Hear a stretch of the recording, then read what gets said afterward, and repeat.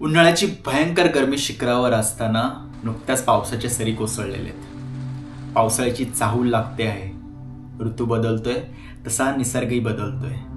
मान्सूनच्या आगमनापूर्वी निसर्गाचा एक आविष्कार उत्सव साजरा करतोय, गडद अंधारात लखलख चमकून, तो म्हणजे काजवा।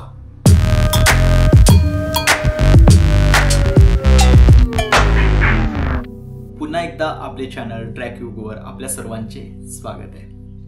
ती वेळ आली आहे जिथे आता सह्याद्रीतल्या जंगलांमध्ये काजवे चमचम करू लागलेत। शहरातल्या लोकांना तर या काजव्यांचं फार अप्रूप, त्यानिमित्ताने सह्याद्रीतल्या गावांमध्ये रोजगार उभा झालेला आहे। काजवा महोत्सव हे ते निमित्त आहे ज्या निमित्ताने तुम्ही तो गाव, तिथला निसर्ग, तिथली ग्रामीण संस्कृती, तिथलं खानपान आणि सर्वात महत्त्वाचं म्हणजे काजव्यांची ती चमचमणारी दुनिया अनुभवू शकता। काय आहे हा नेमका कीटक, तो का आणि कसा चमकतो, कधी आणि कुठे चमकतो, कुठे होतात हे काजवा महोत्सव, तिथे पर्यटकांनी व आयोजकांनी काय खबरदारी घ्यायला हवी, या सर्व प्रश्नांची उत्तरे तुम्हाला या व्हिडिओतून मिळतील। त्यामुळे व्हिडिओ कुठेही स्किप न करता शेवटपर्यंत पहा। या निसर्गात काही मोजके सजीव असे आहेत जे स्वयंप्रकाशित आहेत, म्हणजे ते स्वतः प्रकाश निर्माण करू शकतात। काजवा नावाचं कीटक त्याचपैकी एक। इंग्लिशमध्ये या काजव्यांना फायरफ्लाईज म्हणतात। अंटार्क्टिका खंड सोडला तर जगभरात हे सगळीकडे आढळतात, पण जास्त संख्येने हे पाहायला मिळतात ते उष्णकटिबंधीय प्रदेशात। पूर्ण जगात 2000 पेक्षा जास्त या काजव्यांच्या प्रजातींची नोंद आहे। आता हे काजवे चमकतात कसे, आधी हे आपण समजून घेऊयात। आता ते चमकतात कसे, याआधी ते चमकतात का, हा प्रश्न आधी आपल्याला पडला पाहिजे। तर त्यांच्या चमकण्यामागे मुख्य करून दोन कारणे आहेत। पहिलं कारण की भक्ष्य पकडणं आणि दुसरं म्हणजे आपल्या जोडीदाराला आकर्षित करणं। काजव्याच्या पोटात ल्युसिफेरिन नावाचं एक रसायन असतं, त्याशिवाय ल्युसिफेरेज नावाचं एक उत्प्रेरक असतं। आता होतं काय की काजव्याच्या पोटाला छिद्र असतात, म्हणजे जे पोटात आहे ते पोटातच राहणार, पण बाहेरचा ऑक्सिजन या छिद्रांमधून आत प्रवेश करू शकणार आहे। आता होतं काय की ऑक्सिजन, ल्युसिफेरिन आणि ल्युसिफेरेज या तिघांचं जे रिएक्शन होतं, या रिएक्शन मधून जी एनर्जी प्रोड्यूस होते ती प्रकाशाच्या रूपाने। आता माणूस जिथे प्रकाश निर्माण करतो त्याला प्रकाश निर्माण करण्यासाठी विजेची गरज असते, आणि जो निर्माण होणारा प्रकाश आहे तो गरम असतो। आणि आता इथे निसर्गाची ही किमया पहा, एक छोटासा कीटक स्वतःसाठी प्रकाश निर्माण करतोय, आणि मुख्य म्हणजे हा प्रकाश गरम नसतो तर थंड असतो। आता आपण काजव्यांचं जीवनचक्र पाहूया। ज्यावेळी नर आणि मादीचं मिलन होतं त्यानंतर काही दिवसांनी मादी जमिनीमध्ये अंडी घालते। 3 ते 4 आठवड्यात या अंड्यांमधून अळी बाहेर पडतात। ही अळी जोपर्यंत प्रौढ होत नाही तोपर्यंत ती गोगलगाय खाऊन आपली भूक भागवते, आणि ज्यावेळी ही अळी प्रौढ होते, म्हणजे या अळीचं काजव्यात रूपांतर होतं, त्यानंतर पाने, फुले, फुलातील परागकण खाऊन ही आपली भूक भागवते। वाळी पावसाच्या वेळी म्हणजे साधारण मे मिड ते जून मिड पर्यंत आपल्याला रात्रीचे मोठ्या संख्येने लुकलुकणारे काजवे पाहायला मिळतात। ही त्यांची समागम करण्याची वेळ असते। हवेत झाडावर उडणारे जे काजवे आपण पाहतो ते नर काजवे असतात। मादी काजवा हे शक्यतो जमिनीवर असते। मादी काजवा एक परफेक्ट पार्टनरच्या प्रतीक्षेत असते। आता इथे त्यांची चमकण्याची ताकद कामी येते। त्यांचा एक चमकण्याचा एक विशेष पॅटर्न असतो, आणि या पॅटर्नमुळे नर काजव्याला मादी काजवा कुठे आहे हे ओळखण्यास मदत होते। आता याच वेळी गंमत पहा, मादी काजवा ज्या पद्धतीने चमचम करत असते त्याची नक्कल केली जाते दुसऱ्या एका प्रजातीच्या काजव्याकडून, आणि त्या नर काजव्यास आकर्षित करण्याचा प्रयत्न केला जातो।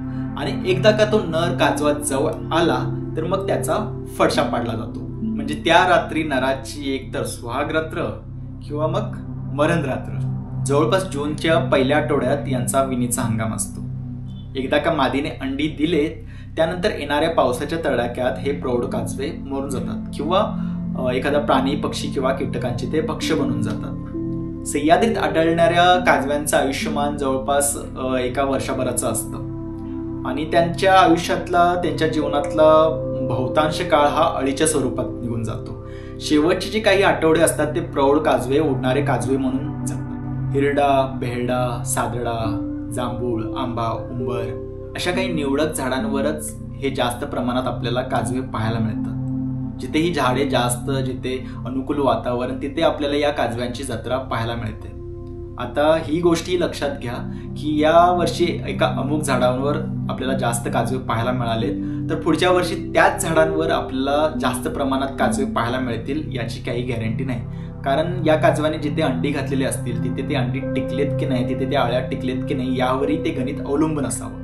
मुंबई पुण्याजवळ हे फायरफ्लाईज फेस्टिवल किंवा काजवा महोत्सव कुठे कुठे होत आहेत ते आपण आता पाहूयात. भीमाशंकर परिसर, भंडारदरा, कळसुबाई शिखर परिसर, घाटकर, हरिश्चंद्रगड परिसर, नंतर राजमाची, सिद्धगडवाडी, कोंडाणे लेणी, त्याच्यानंतर प्रबळगड, पोतळीगड, पुरुषवाडी. महाराष्ट्रात इतरत्रही असे फायरफ्लाईज फेस्टिवल होतात, खास करून सह्याद्रीमध्ये. त्यामुळे तुम्ही त्या ठिकाणी हे काजवे पाहायला जाऊ शकता. काजवा महोत्सव, आता यात महोत्सव हा शब्द आल्यानंतर काही जणांचा गैरसमज होतो. त्यांना वाटत असतं की एखादा भव्य स्वरूपात एखादा हा इव्हेंट असेल, तिथे काही असे सांस्कृतिक कार्यक्रम होत असतील. तर अपवादाने काही ठिकाणी एका दुसऱ्या ठिकाणी आदिवासी नृत्य सोडलं तर असं भव्य स्वरूपात असं काही होत नसतं.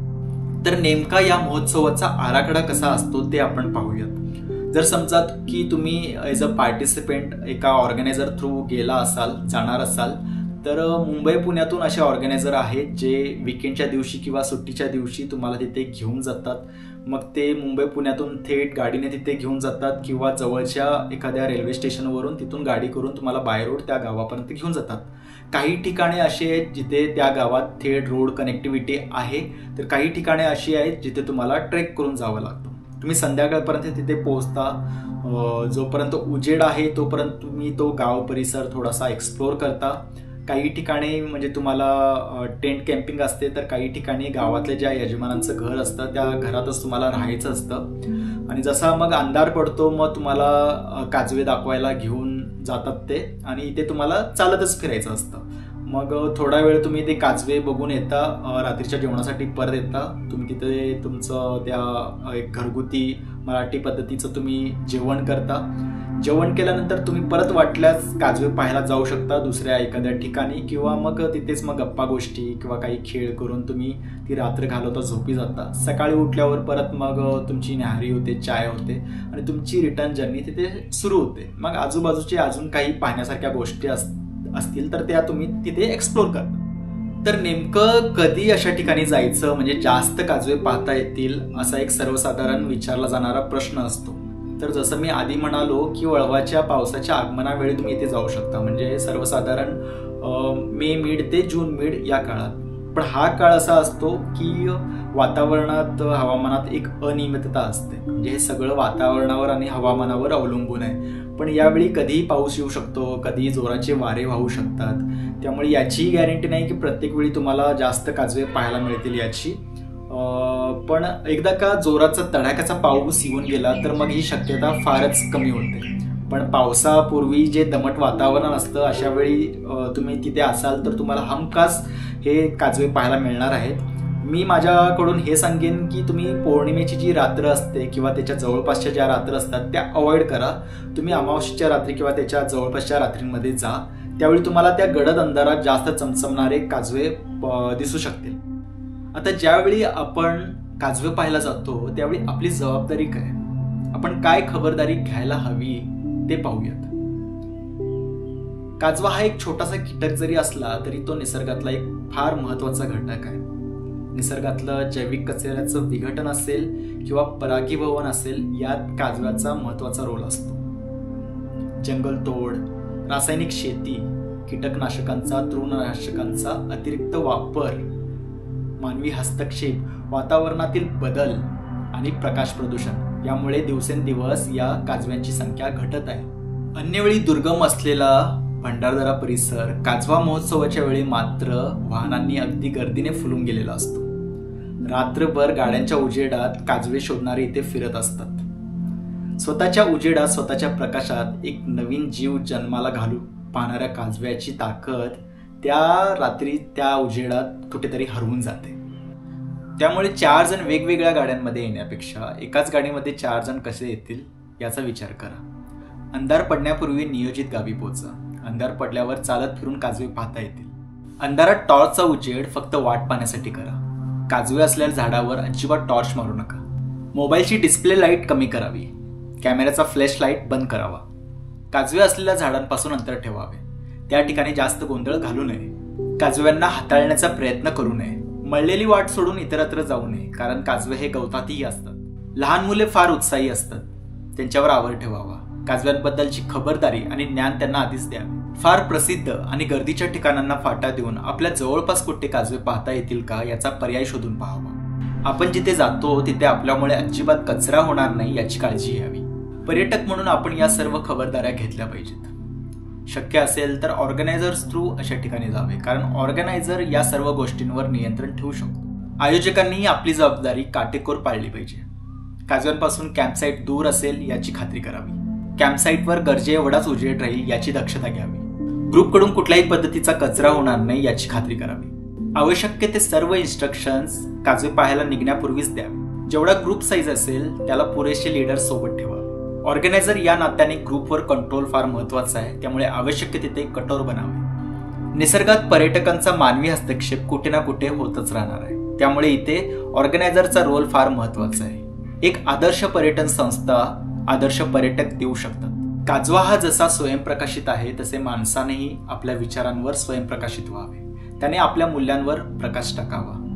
निसर्गाने आपल्याला भरपूर काही दिलेलं आहे. आपल्या ओंजळीत मावेल तेवढंच आपण घ्यावं आणि बाकीचं आपल्याला राखता आलं पाहिजे. हा व्हिडिओ नक्कीच तुमच्या कामी येईल. काजवे कसे पाहावेत यासोबत आपल्याला काजव्यांचं संवर्धन कसं करता येईल याचाही नक्कीच विचार करावा. गेल्या वर्षी आम्ही भंडारदरा काजवा महोत्सवाचा व्हिडिओ पोस्ट केला होता. तो व्हिडिओही तुम्ही नक्की पहा, लिंक डिस्क्रिप्शन मध्ये दिली आहे. हा व्हिडिओ तुम्हाला कसा वाटला कमेंट करून सांगा आणि आवडल्यास लाईक आणि शेअर करा. चॅनलला सबस्क्राईब नक्की करा. लवकर भेटू पुढील भागात. Good bye.